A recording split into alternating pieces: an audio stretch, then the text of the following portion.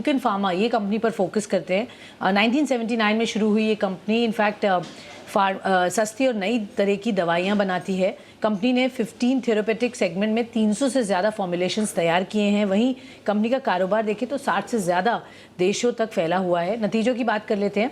नतीजे एक्चुअली मिले जुले रहे। मुनाफा 4% बढ़कर 24 करोड़ आया और आय 11% बढ़कर 140 करोड़ आई। हालांकि मार्जिन 2% गिरे हैं।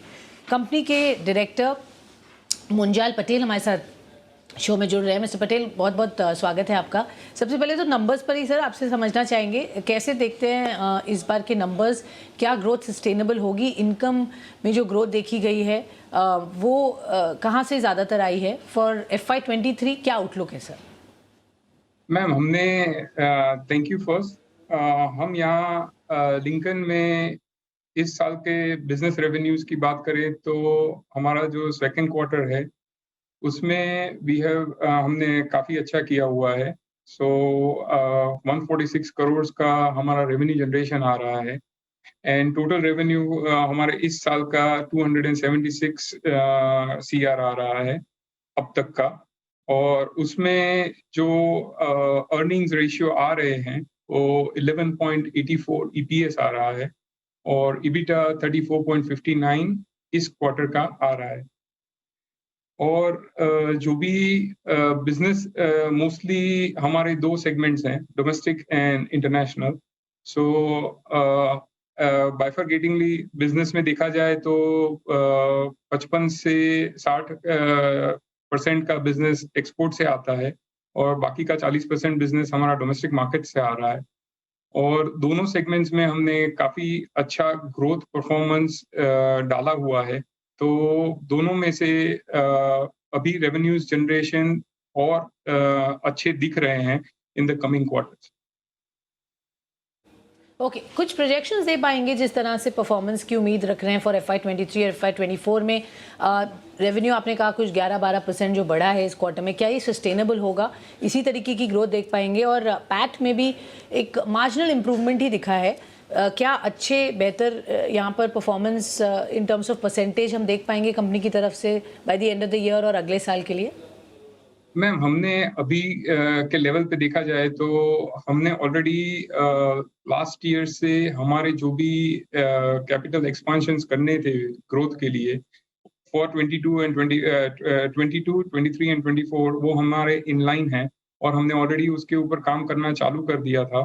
तो by the end of the last quarter हमारा जो प्लांट का एक नया प्लांट हमने शुरू किया है वो भी फुल फ्लेजेडली चालू हो जाएगा एंड 23-24 में उसके भी हमने ऑलरेडी रेवेन्यू जनरेशंस का प्लान रखा हुआ है।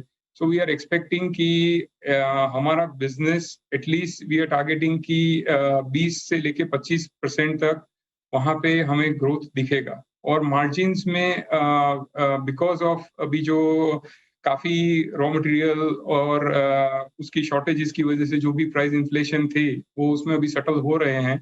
सो those are also increasing and coming to the levels जो हमने एक्सपेक्ट किए हुए हैं।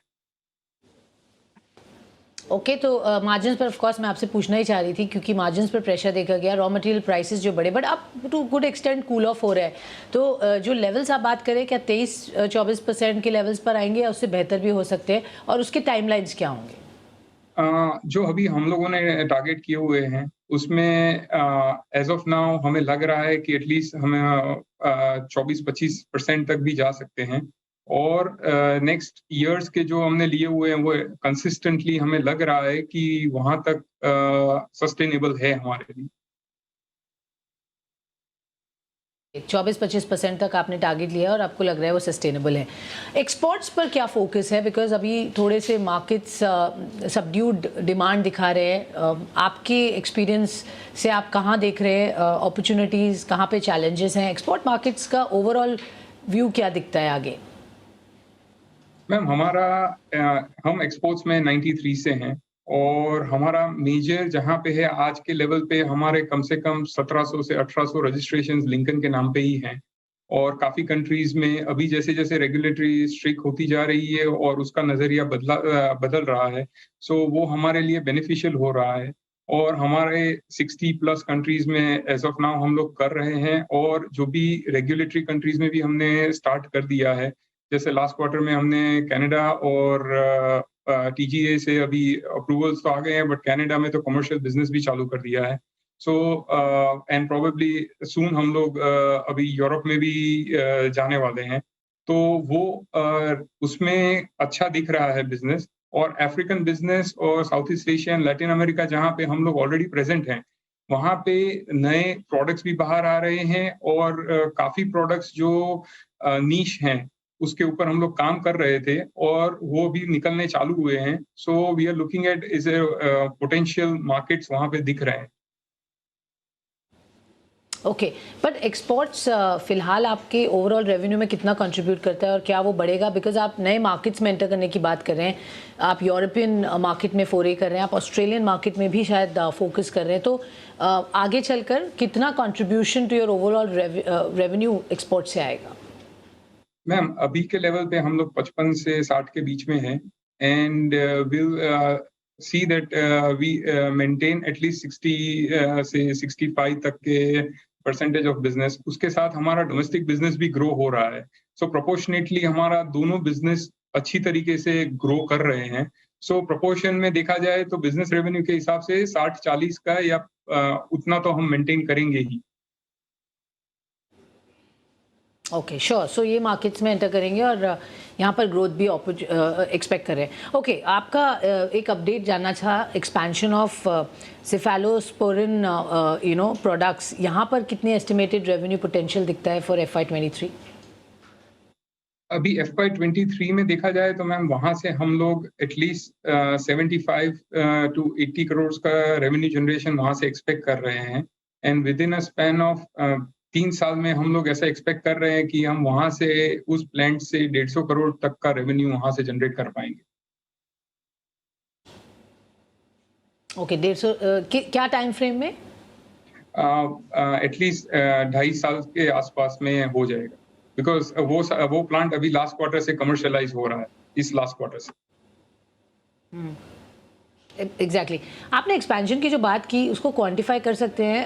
अभी तक कितना हुआ है और आगे कितना लाइनअप किया है capex? If you can give us a figure and number, क्योंकि आप नए मार्केट्स में भी एंटर कर रहे हैं, नए प्रोडक्ट्स पर भी फोकस है, तो ओवरऑल कैपेक्स क्या लाइंड अप है फॉर द कंपनी इस साल के लिए और अगले साल के लिए? मैम, अभी तक हमने लास्ट देखा जाए तो 1-1.5 साल के अंदर we have invested around 55 crore का ऑलरेडी कैपेक्स हमने कर दिया है, और ये सब कैपेक्स डेट फ्री है। एंड उसके अंदर हमने कोई डेट नहीं लिए हुए, and it is an internal approval of the business, और उसमें से ही किए हुए हैं कैपेक्स। और हम दूसरा कम से कम 20 से 22 करोड़ का कैपेक्स अगले साल के लिए भी प्रोविजन में रखा हुआ है, और वो भी डेट फ्री ही करने वाले हैं। मिस्टर पटेल, मैं आपसे जानना चाहूँगी नए लॉन्चेस और प्रोडक्ट पोर्टफोलियो को लेकर अब क्या फोकस है ये साल और अगले साल? हम किस तरीके के प्रोडक्ट्स आपकी तरफ से और देखेंगे आते हुए? मैम, हमने अभी के लेवल पे डोमेस्टिक मार्केट में 14 नए प्रोडक्ट्स कार्डियक, डायबिटिक और डर्मा डिविजन्स में डाले हुए हैं, और उसके सामने हमने एक्सपोर्ट मार्केट्स में और नए 250 से 350 रजिस्ट्रेशंस अलग अलग कंट्री में डाले हुए हैं, और रेगुलेटरी कंट्री के लिए जो भी नए डेवलपमेंट्स करने हैं वो भी इन प्लेस है। तो ऐसा लग रहा है कि जो रजिस्ट्रेशंस हमारे ऑलरेडी इन प्रोसेस है वो भी काफ़ी सारे बाहर आ रहे हैं। तो उसकी वजह से जो रेवेन्यू जनरेशन हम प्लान कर रहे हैं, और जो हम आपको बता रहे हैं कि ये स्केल तक हमारा रेवेन्यू बढ़ सकता है, सो उसके लेवल में हमें लग रहा है कि ये रजिस्ट्रेशंस और ये जो हमने नए लॉन्चेस किए हुए हैं हमें एग्जिस्टिंग मार्केट में, दैट विल हेल्प अस, जिससे हम ये हमारा जो टारगेट है वो अचीव कर सके अगले साल में। और उसके साथ हमारे सीफालोस्पोरिन के जो भी प्रोडक्ट्स हैं वो भी हमने काफ़ी कंट्रीज में डाल दिए हैं, तो उसका भी जो रेवेन्यू हम प्लान कर रहे हैं वो वहीं से रजिस्टर होके वहाँ से हमें दिख रहा है। ओके, मैन्युफैक्चरिंग इस वक्त आपकी 100% यूटिलाइज्ड है क्या कैपेसिटी? और आगे क्या आपके प्लान्स हैं टू इन्हांस दैट, और नए प्लांट पर कुछ फोकस है क्या? हमने लास्ट टाइम बात की थी जब आपके मैनेजमेंट से, तब हमें समझ में आया था कि कुछ और plants may not be green field but brown field acquisitions आप देख सकते थे, हॉर्मोन्स स्पेस में कुछ काम हो रहा था, तो वहाँ पर कुछ अपडेट दे सकते हैं हमें? मैम, अभी के लेवल पे एग्जिस्टिंग फैसिलिटी में जो हमने जो कैपेक्स अभी दिस ईयर और लास्ट ईयर जो हमने डाला हुआ था, वो हमने एग्जिस्टिंग फैसिलिटी में डाला हुआ था, ताकि हम हमारा प्रोडक्शन कैपेसिटी जो हमारे शॉर्टेज एरियाज थे वहाँ पे हमने कम से कम 30 से 35% के बीच में हमने ग्रोथ कर दिया है। So that is existing business में हम उतना वहाँ पे वही फैसिलिटी से ला सकते हैं। और हम जो नया अभी प्लान कर रहे हैं, वो जब ये एक बार प्रोजेक्ट खत्म हो जाए और नेक्स्ट ईयर का जो कैपेक्स प्लान किया है, उसमें हम नेक्स्ट यूनिट का सोच ही रहे हैं। बट सिफा के बाद that will be the next step जो हम उसके बाद करने वाले हैं। क्विकली आखिरी सवाल आपसे ये जानना चाहूँगी, कंपनी का आगे प्लान्स क्या है प्रमोटर स्टेक होल्डिंग को लेकर? बस हमने देखा प्रमोटर होल्डिंग करंटली 44% पर है, क्या आगे आप और प्रमोटर स्टेक बढ़ाने का कुछ प्लान है? हम हमारा प्रमोटर स्टेक होल्डिंग बढ़ाएंगे और हमें इतना हमारी खुद की कंपनी पे तो कॉन्फिडेंस है ही कि we are performing and we are going in the right direction. तो हाँ, हम लोग बढ़ाएंगे as a promoter stakeholder. Okay, all right. तो यहाँ पर कॉन्फिडेंस कंपनी में और भरोसा जिताते हुए बहुत बहुत शुक्रिया मिस्टर पटेल हमसे जुड़ने के लिए और हमें बताने के लिए किस तरीके के आपके नंबर्स आए, मोर इम्पोर्टेंटली आगे कंपनी का क्या है आउटलुक।